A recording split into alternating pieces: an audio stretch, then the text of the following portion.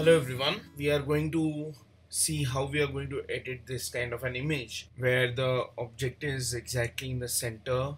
It's a quite dramatic image, and we are going to see how you can make this image into a very beautiful dramatic portrait. Okay, we are going to highlight on the eyes, we are going to bring out the light, we are going to make this image look absolutely beautiful. So let's start the journey. I have opened this image in Lightroom basically, and we are now going to start working on this image properly. Okay, I'm just going to collapse all these bars on the left hand side. Okay, I'm just going to keep this develop panel on the right hand side.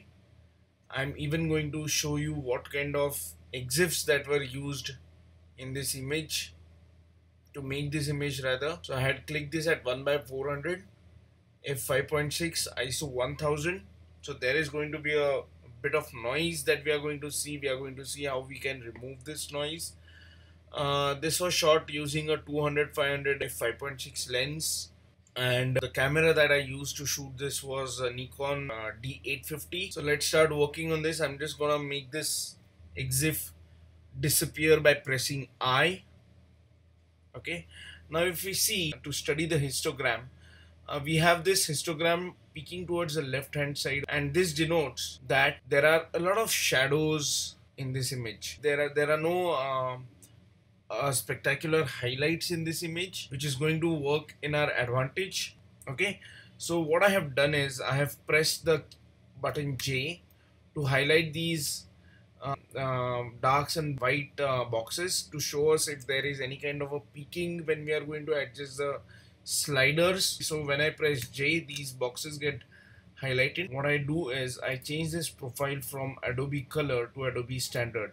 Now make sure that this will appear only and only if you're working on a raw image. The second thing that we do is go over here to the lens correction panel and check these two boxes. One is remove chromatic aberration and the second is enable profile correction. So you can probably see what happens over here once I click this enable profile correction. The vignettes, the distortion, everything gets reduced as per the profile of the lens. And remove chromatic aberration removes any kind of purple or green aberrations that appear on the edges of the objects. This generally is seen in the spectacular highlights on mountains, especially if you are doing a landscape. You'll see these kind of purple rims that appear. This appears because of the lens imperfections. We are not going to touch any of this at the moment. Let's start with the cropping of the image. Now cropping is absolutely important. So the main object is slightly towards the right hand side of the frame. What I'm going to do is I'm going to bring it to the left hand side a bit to make it a bit center focused. These are called as the golden points. I'm using this preset for cropping, which is 2:3, that is original. This is original preset 2:3. Okay, and I'm going to keep it locked. I can change this crop proportions, or I can set different guidelines using the button O. Now the best that I can see over here is this rule of golden point, which is this one, and I'm going to focus that exactly on the eyes. So I'm going to keep this kind of a preset over here, trying to go a bit closer to her so that we get to have a bigger percentage of her in the frame. Coming towards the white balance, I want to show that this is a pretty dark place. When we say shadows, the color of the light in shadows is generally blue. I'm reducing this temperature a little bit down. But over here what happens is that the temperature on the object reduces as well. How to retain that? I'm going to use this radial filter, okay, and I'm going to mark the object. I'm marking this object out, and what I'm going to do over here is I'm going to use the brush tool.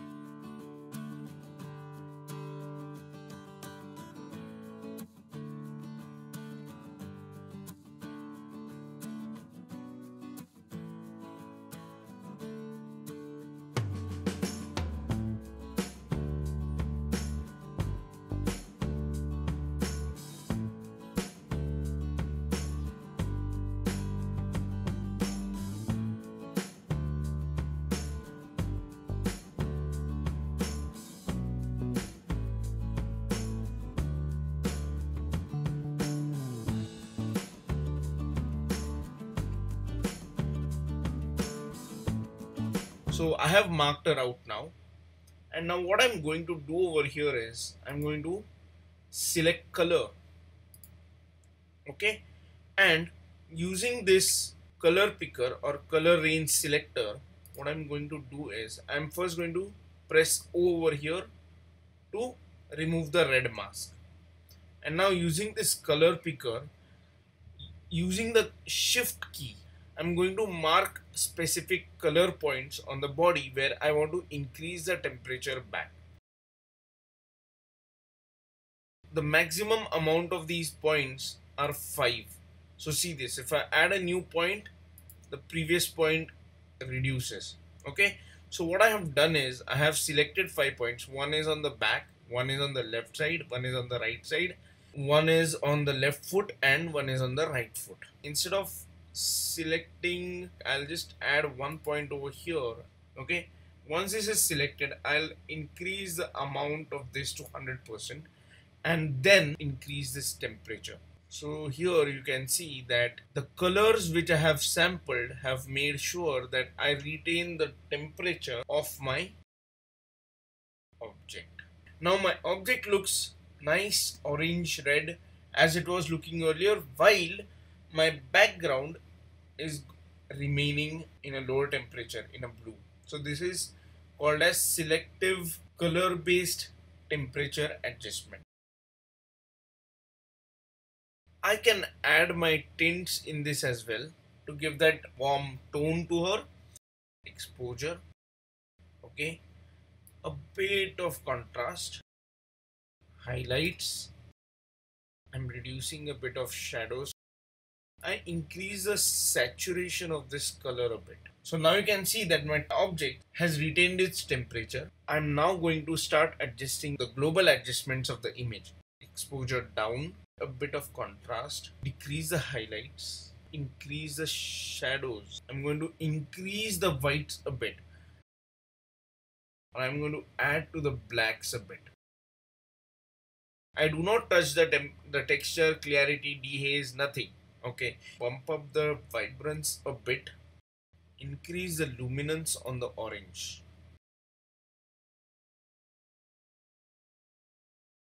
However, you can see that there are blue color casts on the white part of the tiger, on the object.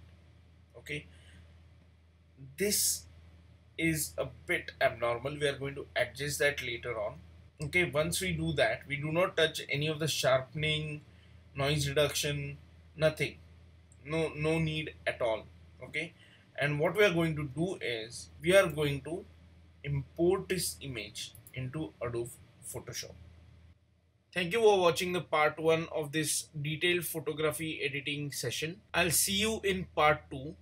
The link of the part 2 is given above. Please don't forget to subscribe, share, and press the bell icon to see my upcoming videos. Visit my website at www.anupamthomre.com to know about my workshops and to see more of my work. Thank you guys. Catch you up in part 2.